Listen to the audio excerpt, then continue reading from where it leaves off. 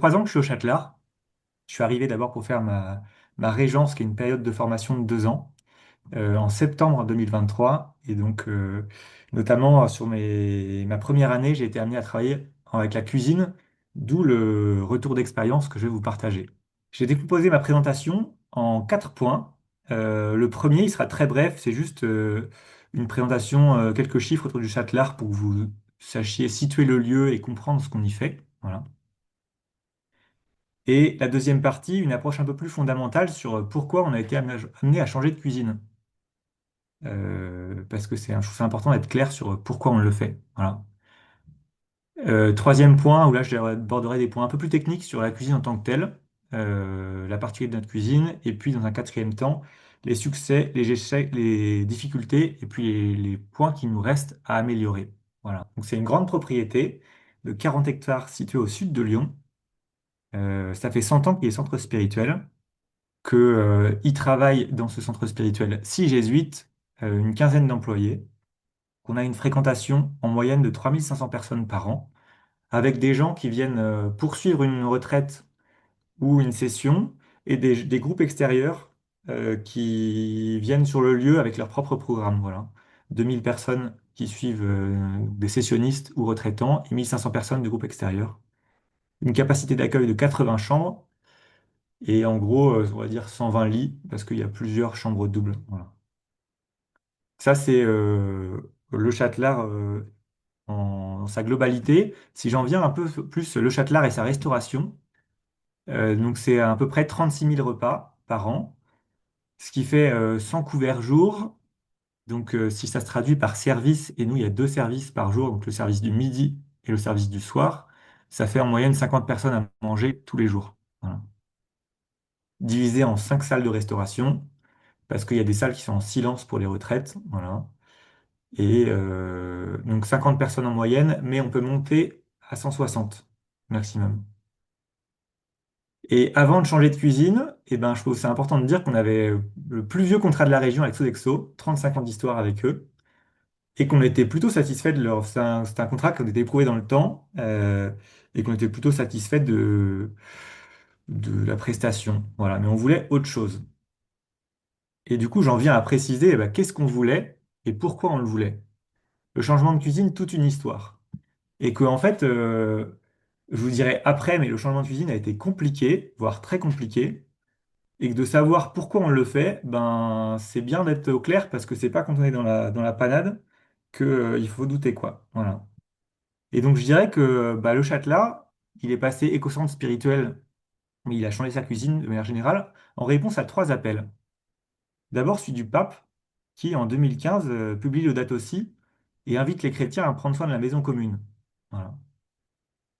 Et donc, nous, en tant que chrétiens, ben, on répond à cet appel du pape. Puis, en février 2019, les jésuites, au niveau mondial, se réunissent et définissent les priorités apostoliques universelles. En fait, c'est quelles vont être les priorités des jésuites pour les 4 ans à venir. Voilà. Et la nouveauté, c'est que la quatrième priorité, là, c'est travailler avec d'autres à la sauvegarde de la maison commune. Voilà. Je le répète, c'est travailler avec d'autres à la sauvegarde de la maison commune. Donc les jésuites au niveau mondial sont invités à ça par le Père général. Et puis, septembre 2022, le provincial de l'Europe occidentale francophone, donc en fait la France et de la Belgique, demande à une équipe de 3 personnes de travailler à ce que pourrait être un écocentre spirituel. Donc il lance une démarche exploratoire, il missionne 3 personnes en disant, bah, moi j'ai pas le temps de clarifier ce que pourrait être un écocentre d'un centre spirituel lambda, donc vous avez un an pour faire une feuille de route. Voilà. Et donc, bah, le Châtelard se met en mouvement avec ces 3 appels et que le Châtelard devient centre spirituel à éco-centre spirituel en juin 2023 et qu'on observe qu'en avril, voilà, on a profité pour faire le bilan carbone et puis devenir adhérent à Église Verte. Les premières dates du haut, c'est plus le lancement de l'éco-centre. Les dernières dates du bas, c'est pour que vous ayez un repère sur, au niveau chronologique, comment ça s'est passé. Donc, juin 2023, le provincial valide la fiche de projet qu'a réalisé la démarche exploratoire d'être un lieu cohérent au niveau de l'énergie, au niveau de la cuisine, etc. Aussitôt l'éco-centre validé, aussitôt le projet alimentaire est rédigé. En gros, le projet alimentaire, c'est un document qui fait 3-4 pages et qui dit bah, qu'est-ce qui est attendu de notre cuisine. Si je le résume, le projet alimentaire du Châtelard, c'était, par rapport à Sodexo, c'était moins carné, local, frais et si possible bio. Voilà. Ça, c'était un peu notre feuille de route. Euh, et qu'une fois la feuille de route rédigée, voilà qu'on vient rencontrer des prestataires pour savoir s'ils peuvent mettre en œuvre ce qu'on désire et à quel prix. Voilà. Et donc, on va consulter bah, Sodexo, par exemple. Et la réponse de Sodexo, c'est de dire, bah, en fait, vous êtes un lieu ouvert 7 jours sur 7, 365 jours par an. En fait, vous êtes la catégorie EHPAD et que bah, vous voulez, vous, un qualité EHPAD Gold. Voilà. Et donc, c'est ce qu'on a à vous proposer. Et avec plus 15% d'augmentation. Et donc, le Châtelard a ça, dit, bah non, c'est pas possible. Voilà. Donc, et on consulte d'autres prestataires. On en vient à la conclusion que la seule issue de faire mieux au même prix, un saut qualitatif de matières premières au même prix, c'est d'internaliser. Et donc voilà qu'en février 2024, on embauche de cuisiniers, on change notre réseau d'approvisionnement, etc., etc. Voilà. Au niveau de la chronologie. Si j'en viens à préciser, ouais, et moi, ah oui, moi j'arrive dans le projet de la cuisine le 15 février. En gros, je vous dirai tout à l'heure, mais le changement était compliqué. Et donc c'était un peu viens à la rescousse parce que c'est la panade, quoi. Et donc j'arrive 15 jours après le lancement de la cuisine. Voilà, ce soit important de vous le dire parce qu'il y a des réponses auxquelles je pourrais peut-être pas forcément vous aider. Si je précise encore sur pourquoi on le fait, elle en a parlé un peu Delphine tout à l'heure, mais il y avait la volonté, enfin le bilan carbone chez nous, ça a été un peu le résultat, ça a drivé plein de priorités. On a vu par exemple que les transports représentent 40% du bilan carbone de la maison, des émissions de gaz à effet de serre. Que les énergies, c'est 27% pour le Châtelard, et que bah, le troisième poste d'émissions, c'est l'alimentation, et du coup, il y a un sujet, quoi. Et nous, on veut décarboner notre assiette ou la végétaliser. Les deux viennent à la même finalité. Et que le stagiaire qui fait le bilan carbone propose, en même temps qu'il fait le bilan carbone, un scénario en disant aujourd'hui, Sodexo, vous faites 100% carné le midi, avec la moitié du temps le poulet, la moitié du temps du bœuf, puis il y a un repas poisson par semaine, le midi. Le soir, c'est végétarien, et puis au niveau des appros, c'est la centrale d'achat Sodexo plutôt surgelée. Si vous faites euh, moins de viande et une fois poisson, et ben voilà que vous réduisez 50% des émissions. Et donc, bah, c'était un peu notre feuille de route, quoi. Voilà. Première volonté, décarboner notre assiette, végétaliser l'assiette. Et puis, deuxième volonté de changement de la cuisine, parce que le repas comme des histoires à raconter. Et à la messe, on dit, bah voilà, le pain et le vin, fruits de la terre et du travail des hommes. Si je vous illustre concrètement le repas comme des histoires à raconter, je peux vous parler de notre premier chef cuisinier qui a fait 4 mois dans la maison. En fait, il était recruté, avant d'être cuisinier, il était commercial chez BioApro, donc chez qui on achète les produits. Et lui, en fait, quand on servait de la salade, par exemple, au Châtelard, et ben, c'était pas la salade qui a poussé de ses os, c'était la salade, il pouvait dire Lucille, 30 ans, sa micro-ferme maraîchère, elle est à Francheville, installée depuis 2 ans. Voilà. Il peut dire que les patates, c'est Ingrid de la ferme des Deux Ânes, qui a 45 ans, 2 enfants, qui fait aussi de la réinsertion pour des jeunes mineurs en détresse. Voilà. Que je me souviens de l'élevage de porcs, ses deux copains vers Tarare, qui sont à 30 km de Lyon. C'est un élevage en plein air, etc. Voilà, 60 bêtes, etc. Enfin, le repas comme des histoires à raconter, c'est très fort, je trouve. Et et qu'en fait, bah, ce qu'on voulait, c'était ça. Et c'était aux retraitants qui mangent chez nous, conscientiser notre rapport à la nourriture et au monde agricole. Voilà. Et donc, aujourd'hui, heureux sommes-nous de manger au Châtelard, vraiment. Voilà. Parce qu'en fait, on encourage Mode d'agriculture qui respecte le vivant, qui respecte l'humain et le non-humain. L'humain par payer de manière décente ses agriculteurs, et puis le non-humain par encourager un mode de production qui est bio de manière générale, voire raisonné. Voilà. On favorise aussi le circuit court en réduisant la distance producteur-consommateur, etc. Enfin, on fait du repas un lieu de sensibilisation, quoi. Voilà. Euh, Et si je termine ce dernier point, BioApro, leur pointe, c'est ils ont une vision du repas comme un projet politique. 3 fois par jour, je vote pour le monde que je veux voir. Voilà. Qu'est-ce que j'encourage dans mon alimentation? Et que ça, c'est BioApro qui défend ce projet politique. En fait, qui rassemble et les convives, et les restaurateurs, et les cuisiniers, et les cuisines centrales, et les agriculteurs, et que, en fait, tous, on veut bien manger, et donc ils nous mettent autour de la table. Voilà. Mais j'aime bien l'idée du repas comme un projet politique, et qu'au Châtelard, on fait nôtre. Voilà. Donc si je résume, là, j'en viens à terminer à mon approche fondamentale sur pourquoi on le fait. On l'a fait parce qu'on répond à 3 appels: le pape, euh, le provincial, le père général des Jésuites, et puis le provincial, et il y a 2 volontés qui s'impliquent: décarboner l'assiette et le repas comme des histoires à raconter. Et qu'en fait, bah de savoir pourquoi on le fait, c'est important, et que quand on est en galère avec nos problématiques très concrètes de comment gérer notre flux, et ben de savoir qu'on est soutenu institutionnellement, c'est important. Voilà. Voilà. Maintenant, j'avais une approche un peu plus technique de notre cuisine. Euh, Avec une cuisine, je vous l'ai dit, 24/24, 7 jours sur 7. Le Châtelard, il ferme une semaine par an à peine.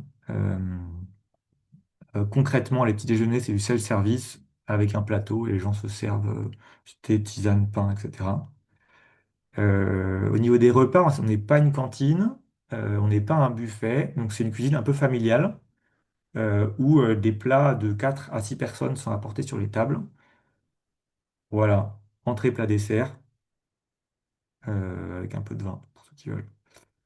36 000 repas par an, j'ai dit 100 couverts jour. Effectif variable, ce qui en fait pose des vraies problématiques de poids du temps, parce que entre 20 personnes à manger et 90, bah, c'est pas pareil. Et du coup, je glisse au passage que du coup, en gros, nous, on sait faire sur du 20-90 ou 20-100 personnes, et que quand on dépasse ce seuil de 100 personnes, on a besoin de faire appel à de la main-d'œuvre bénévole. Euh, et qu'on a la chance d'avoir un réseau bénévole un peu développé. Et donc, ça arrive, on va dire, 15 fois par an, où un samedi matin, on a besoin de compléter ces 4 heures de temps supplémentaires par de la main-d'œuvre bénévole. Voilà. On fonctionne avec 4,7 équivalents temps plein répartis sur 7 employés. J'y reviendrai aussi, mais ce qu'on voit à travers ça, c'est que tout le monde n'est pas à temps plein en cuisine, qu'il y a de la polyvalence. Et que du coup, plusieurs personnes sont formées au poste sans y être à temps plein, ce qui permet de régler les problèmes de arrêt maladie, de congé, etc. Voilà. Un VCC, 2 fours pro et puis des plaques. Voilà. Et puis pareil, les ETP, du coup, il y a 2 personnes équivalent temps plein qui sont pour le service de salle et la plonge, et du coup 2,6 qui sont uniquement pour la production, voilà, et la coordination. Si j'en viens à la bascule, voilà.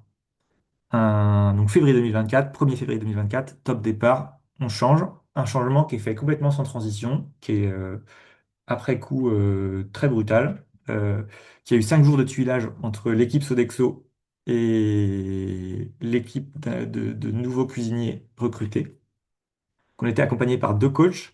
Mais voilà que 4 mois après notre lancement de cuisine, il y avait 2 cuisiniers qui avaient quitté la barque. C'est dire que c'était pas très bien préparé. Voilà.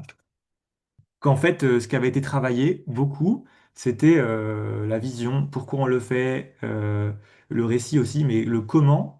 On va avoir des produits frais qui débarquent dans notre cuisine. Comment ils deviennent prédécoupés en petits morceaux, ben ça n'a pas été du tout travaillé, quoi. Qu'en fait, entre une cuisine industrielle surgelée et les produits frais, c'est pas pareil. Je prends l'exemple très concret de Sodexo. Ils font de la soupe, et ben ils ouvrent la boîte de surgelé, pouf, ça verse. Et après un peu de cuisson, la soupe est prête à mixer. Aujourd'hui, la soupe, c'est tes patates, elles sont dans ton stock, pleines de terre. Tu sors ton cajot, tu mets plein de terre sur ton sol, tu tapes déjà 10 minutes de ménage, en sachant qu'il faut les éplucher, il faut les pré-découper, il faut les décontaminer pour que ça rentre dans le flux après, et après ça se cuisine. Voilà. Et qu'en fait, bah, c'est pas si simple du tout, quoi. Et que si c'était simple, une cuisine éthique, bah, tout le monde le ferait. Donc là, nous, on s'est pris des murs, plusieurs, et que c'était un peu, on voit l'erreur et on corrige, quoi. C'était pas très anticipé. Je dirais aussi, béni soit la cuisine industrielle. Euh, Parce que je prends l'exemple du café chez Sodexo. On louait une machine à café qui était capable enfin, de cracher du café à une quantité incroyable. Voilà. Et voilà qu'on bascule. Ah oui, donc, et cette machine-là, c'était des biberons de café concentré qui, quand ils n'étaient pas dans la machine, il fallait les mettre au congélateur pour les conserver. Voilà. Ça dit quelque chose de la sophistication du produit. Et que nous, du coup, on dit, ah mais non, mais nous, on veut pas de ça du tout. T'imagines, du café concentré surgelé, c'est une horreur. Donc février 2024, on bascule avec des gros percolateurs en café. Sauf qu'en fait, tes percolateurs, faut les changer 2 fois par jour. À chaque fois que tu mets ton café, tu en mets partout sur ton plan de travail. Donc hop, tu te retapes 10 minutes de ménage. Et puis, il faut verser tes 6 litres d'eau, etc.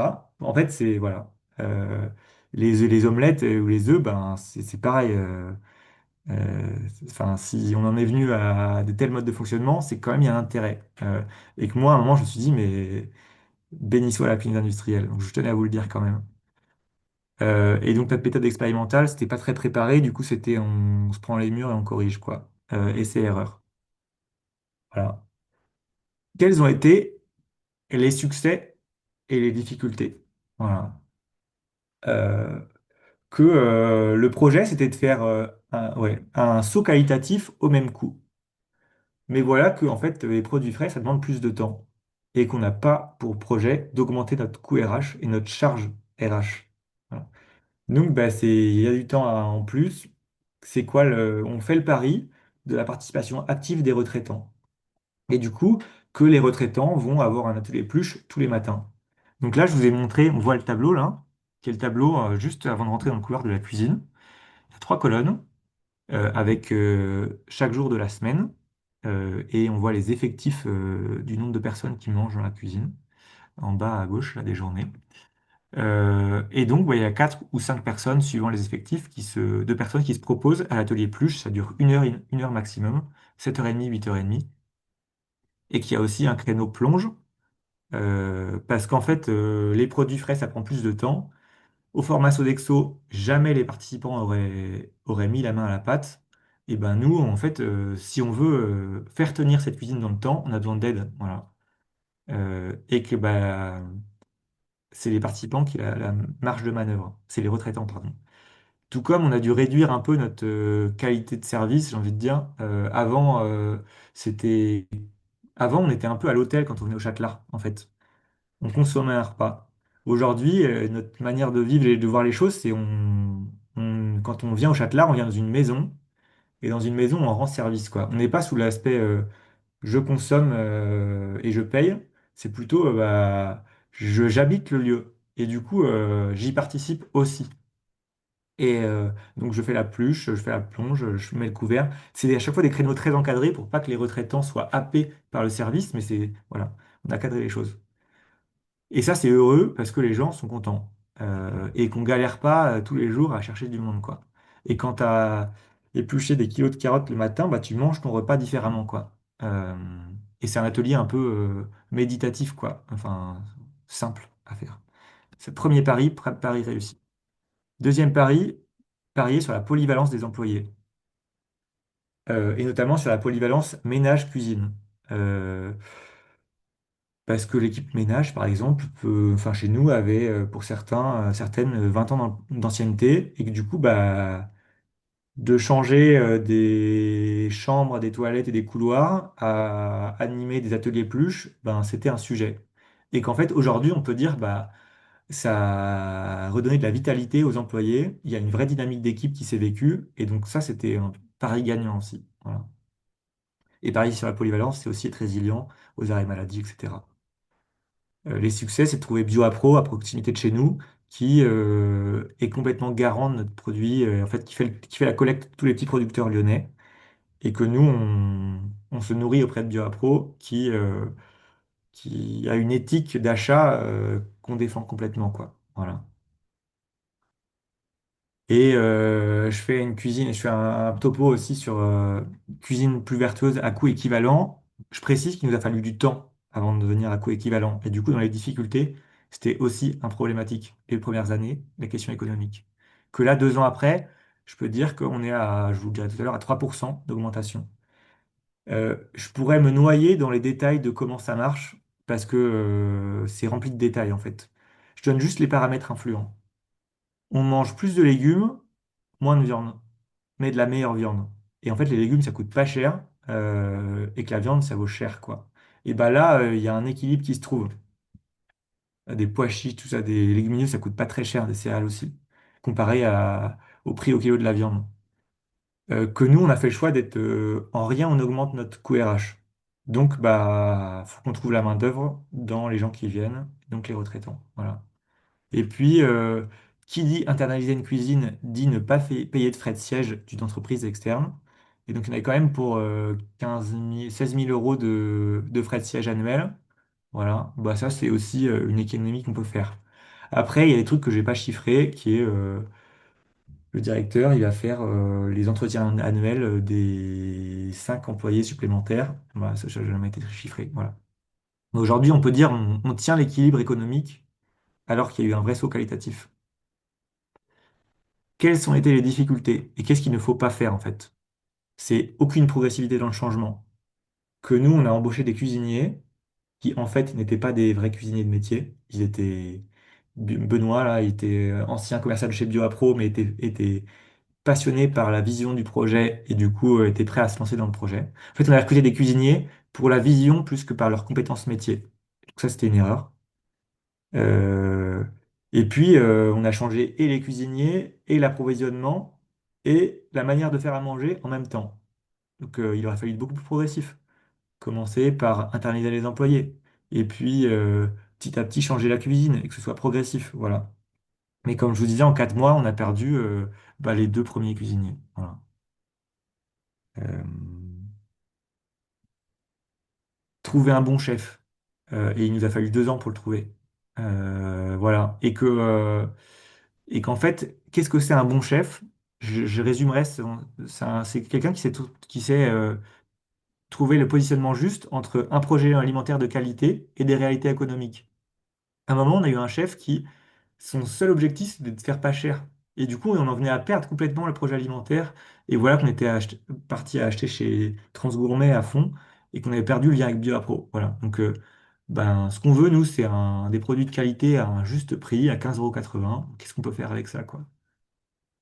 Et que le troisième paramètre, c'est le moral de l'équipe. On peut toujours demander plus de desserts, on peut toujours demander de la meilleure cuisine. Ben, que le chef, il est censé aussi à la fois challenger l'équipe quand il y a besoin et à la fois savoir dire stop quand le centre en demande trop.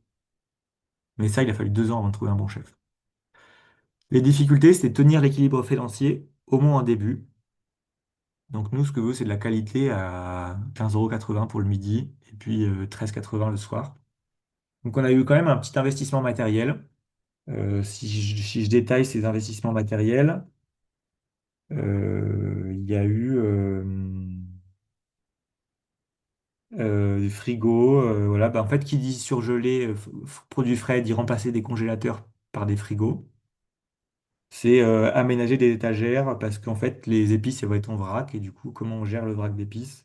C'est du matériel pour le plan de maîtrise sanitaire, des pistes de la température, des désinsectiseurs, etc. Du petit matériel pour faire à manger parce qu'en fait, cocotte minute, spatule, balance légumes 50 kilos, les balances de cuisine, etc. Voilà. Les 6 premiers mois, on a eu un très gros nette augmentation du coût parce qu'en fait, vu que c'était la panade, on voulait pas que tout s'écroule et donc on a fait le choix enfin, de recruter des intérimaires pour que ça se stabilise, quoi. Donc là, on a eu une augmentation nette du coût RH, au moins pour les 6 premiers mois, sans compter le coût matière, où on s'était dit, bah, on passe full bio-appro, et du coup, que des produits de super qualité, on mangeait des biscuits qui étaient excellents, mais on s'est rendu compte qu'on avait multiplié par 400% le prix du goûter. Ben, donc l'analyse corrective au bout de 6 mois, c'est de se dire, ben, on va analyser les coûts, parce que là, on n'y est pas du tout. Euh, et que ben, les goûters, on a fait plus 400%, bah, du coup, on va faire autre chose, quoi. On va manger des fruits. Mais en fait, ça derrière, c'est 5 jours de boulot d'un chef de projet. Enfin, c'était moi, en gros, un chef de projet qui prend le temps de détricoter en fait, qu'est-ce qui coûte cher. Euh, et que bah, moi, je compte pas ma main-d'œuvre dans ce changement de cuisine, mais j'y ai quand même passé du temps. Voilà. Aujourd'hui, on est à l'équilibre. Il nous aura fallu, je pense, 1 an et demi pour dire qu'on est à 3% vis-à-vis de Sodexo, en sachant qu'on a pris en compte l'inflation, etc. Enfin, on est vraiment, je pense qu'on est à l'équivalent, voire 3% en plus. C'est les chiffres que j'avais trouvés l'an dernier. Voilà. Quels sont les leviers? C'est un de mes derniers points. Après, je termine. Bah, c'est la volonté de changement et le soutien institutionnel. En fait, on s'est autorisé un temps le droit à l'échec. Quand au bout de 6 mois, tout le monde a déserté la cuisine et qu'on fait plus 15%, on a 20 000 euros de manque à gagner, et ben de savoir qu'il y en a qui disent bah oui, oui, non mais vas-y, t'as 2 ans pour en venir à l'équilibre et que ça a le droit de pas marcher, chacun essaye, voilà. Mais on avait déjà des modèles. Bivier était un lieu inspirant. On avait la Cinéfabrique à Lyon, qui est une école de cinéma, qui fait participer les étudiants dans la pluche des légumes le matin. En gros, on leur paye le petit déjeuner et ils participent à la pluche. Enfin, voilà, il y avait des modèles qui nous faisaient dire que c'était possible. Puis les coachs nous disaient aussi que c'était jouable, quoi. La formation des cuisiniers comme levier pour les inclure. La participation de chacun, y compris des retraitants, voilà. Et puis, je dirais moins de viande, mieux de viande, voilà. C'était un peu au niveau économique les paramètres. Aujourd'hui, il nous reste encore beaucoup de points à améliorer, hein. Par exemple, je pense que tout un de nos sujets, c'est le repas comme des histoires. Bah, ça, aujourd'hui, on a une vulgaire. Enfin, non, il est bien présenté, mais qu'est-ce qu'on mange aujourd'hui, mais c'est en Astérix, ça vient de chez Lucille ou ça vient de Francheville ou etc. Voilà. Ça, c'est à vraiment travailler. Voilà. Merci beaucoup, Samuel. Donc, la question de la cuisine nous intéresse. Moi, j'ai trouvé ça très inspirant et j'ai pris quelques idées. J'avais deux questions. L'une un peu technique, c'était d'avoir une idée d'un prix de revient matière par rapport à vos prix proposés à la vente, pour avoir une idée un peu de votre modèle. Et puis, la question de la santé. Nous, on a, dans le projet de restauration, on essaye de mettre la dimension de santé, d'équilibre alimentaire dans notre projet. J'entends que vous êtes plutôt sur une formule entrée, plat, dessert. Voilà. Est-ce que c'est dans vos repères? Est-ce que la dimension de la santé, vous l'intégrez? Si oui, comment? Et sinon, est-ce que ça peut être un sujet qui se rajouterait à vos enjeux de restauration? Merci beaucoup. Ouais. Eh bien, je commence par la fin. Non, on n'intègre pas la santé, bien que ce soit tout à fait un paramètre important, mais c'est difficilement chiffre. Enfin, en fait, enfin, on sait que c'est fondamental, mais on l'évalue pas. Au sujet des prix, ouais. Du coup, ce que je disais, c'était que nous, nos plats, c'est 15,80 € entrée plat dessert à midi, 13,80 € Ça, euh, c'est y compris le main-d'œuvre. soir Oui. avec le fromage. Et que au niveau des coûts matières, et ben on tombe sur un truc autour de 4,6 € en coût matière. Ouais, au goûter, au petit déjeuner, on est à 1,45 et, et on est à moins d'1 € le goûter. On est à que 90 centimes. Voilà. Mais après, ça, c'est des chiffres qui datent de 2025 que là, ça fait 5 mois que j'ai décroché. parce que c'est du boulot, n'empêche, de suivre les statistiques. Et qu'on s'était dit que là, on en venait à tenir l'équilibre euh, et que je suis plus à scruter à tout prix. Voilà, ça donne des repères. Euh, et qu'on marge un tout petit peu par repas. Donc à ça, en fait, les coûts, faut coût matière, coût RH et autres contrats, typiquement entreprise de le laboratoire d'études de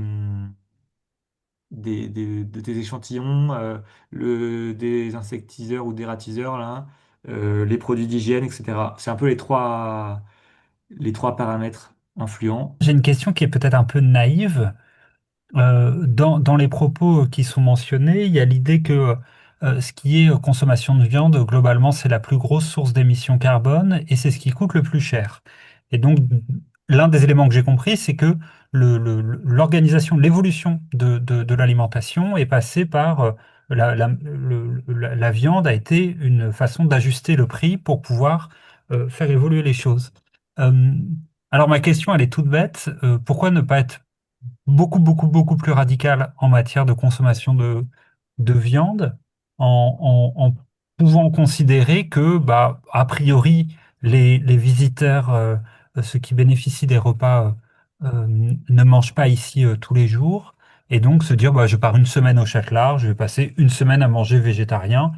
Ça participe de l'expérience du centre éco-spirituel. Voilà, donc comment est-ce que vous ajustez cette question de où est le curseur sur la question de la viande. Et là, je parle pas tant d'un point de vue éthique que d'un point de vue très, très pragmatique. Ça coûte cher et ça pollue. Voilà. Merci Eh beaucoup. ben, ouais, ok. Et ben, en effet, donc nous, la viande, normalement, c'est le mardi, le vendredi, c'est poisson et le dimanche. Et que dernièrement, je sais plus, j'ai souvenir qu'à un moment, on est passé à, le mardi, c'était un mardi sur deux pour des questions économiques. Je sais plus où on en est aujourd'hui. Mais si aujourd'hui, on est mardi et il n'y a pas d'un groupe beefsteak, quoi. Donc, on est sûrement sur le un mardi sur deux encore. Euh, Pourquoi pas passer à 100% pour ne pas perdre tout le monde? Parce que, je donne un exemple un peu, le mardi, c'est les forestiers. Typiquement, on a des bénévoles qui entretiennent la forêt. Et c'est un peu cliché, mais les forestiers, il leur faut leur morceau de viande, quoi. Et que bah, on veut perdre personne, et y compris des retraitants, chez qui il y avait chez qui pour qui l'écologie c'est encore un projet politique, et que euh, et que nous on veut donner une direction sans brusquer tout le monde, quoi, et que bah, le compromis c'était celui-là. Si, Samuel, on a des questions dans le chat, notamment une du centre Saint-Hugues. 4,7 équivalents temps plein en incluant les bénévoles, n'est-ce pas? Quelle est la distinction équivalent temps plein, bénévoles et salariés? Franchement, bénévole, je dirais pas beaucoup bénévoles. Pas beaucoup, c'est largement moins de un. Après, ça dépend si tu inclus la pluche le matin, ben c'est un vrai service rendu. C'est en gros c'est 4 heures de temps, quoi. Ah oui, et un élément important aussi, c'était que je vous parlais du cuisine surgelée et cuisine produit frais, c'est pas pareil entre ouvrir son sachet et avoir sa patate pleine de terre dans son stock.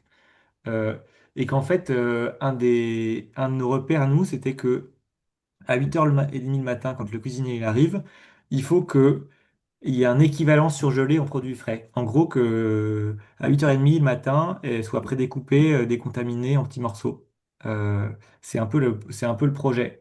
Pour que, en fait, entre le nettoyage, il y a déjà suffisamment une surcharge de travail avec des produits frais en gestion du stock, etc., que à 8h30, ça doit être comme si c'était du surgelé. Et que bah ouais, du coup, ça dépend enfin, j'inclus pas les retraitants comme des bénévoles, mais en gros, il y a quasiment 4 heures de temps de 7h30 à 8h30 tous les jours qui sont donnés, avec une personne qui encadre l'atelier peluche pour donner les consignes, s'il y en a un qui se coupe le doigt, etc. Et puis, il y a une demi-heure de service, deux personnes, de 13h30 à 14h30, de 13h30 à 14h. Donc en fait, ça fait 5 heures de temps supplémentaires à l'équipe cuisine tous les jours. Et que le bénévole qui vient, mais ce que j'appelle bénévole, c'est pas ça. Bah ça, c'est allez, un jour, une semaine sur deux. Un jour, une semaine, un jour, tous les 15 jours. Voilà. Donc c'est pas grand-chose. Et du coup, pardon, Samuel, c'est Marc Demazo du Centre Saint-Hugues. Ouais. Du coup, les 4,7 ETP, on entend combien de salariés en fait? Donc, tu disais 7. 7, c'est ça, Ouais, 7?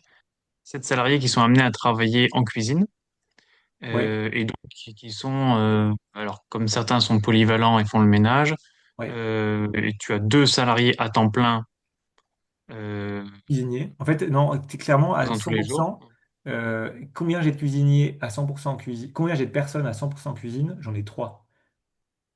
En fait, j'ai trois ETP, 100% cuisine. Et du coup, je disais 4, donc j'ai 1,7 ETP qui sont répartis du coup sur bah, le reste, 4 personnes. Fromage, Samuel, est-ce qu'il y a du fromage dans les menus?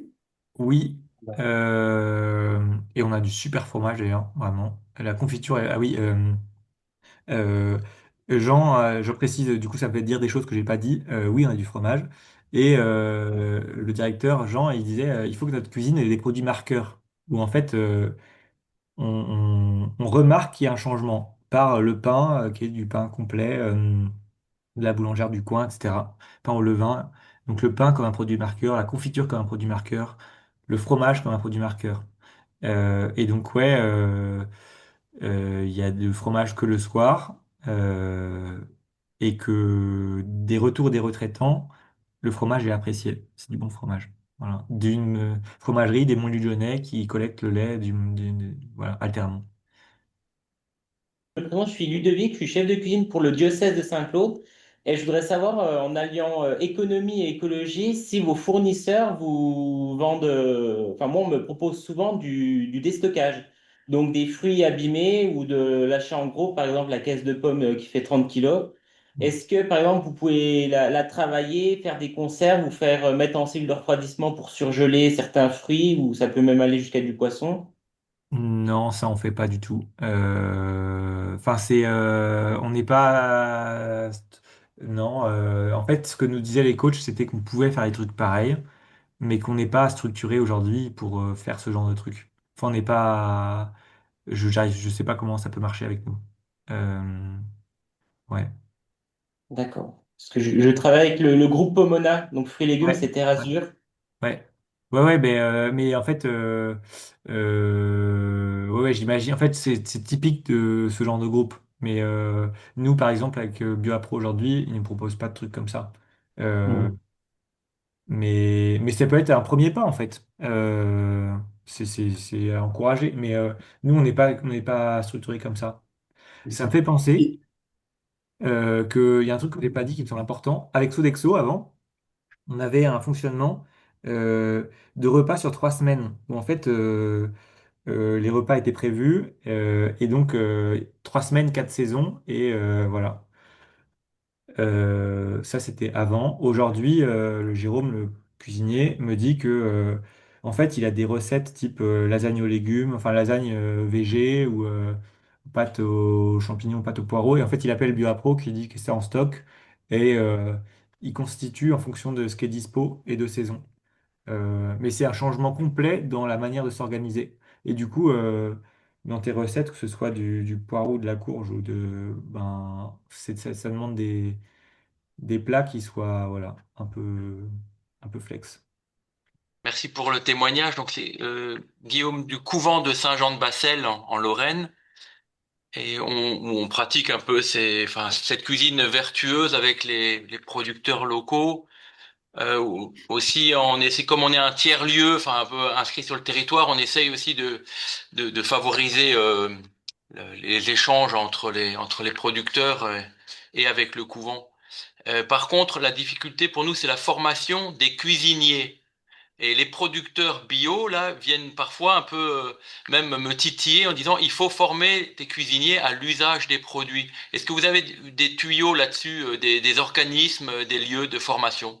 Ouais, et ben ça, il y a, ils ont fait forcément. Il y a le Jérôme, là, le cuisinier, le chef cuisinier me disait que lui, il suit une formation de Masséna Formation, euh, mais c'est sur son compte CPF et du coup, il pense que ça peut faire des formations pour des cuisines, un groupe de cuisiniers. Euh, et que nous, on a travaillé un peu avec les Samuel Moni du réseau des cuisines nourricières